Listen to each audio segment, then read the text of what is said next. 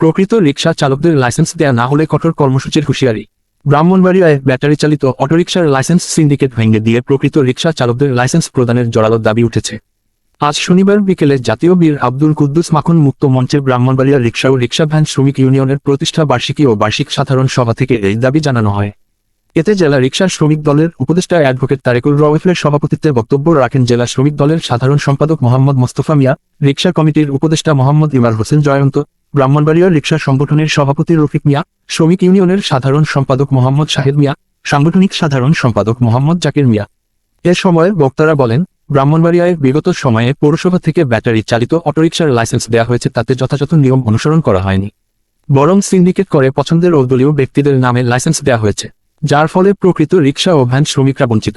তবে শ্রমিকরা এখন জেগে উঠেছে, তাই ব্যাটারি চালিত অটোরিকশার সকল লাইসেন্স সিন্ডিকেট ভেঙে দিয়ে প্রকৃত রিকশা চালকদের লাইসেন্স প্রদান করতে হবে।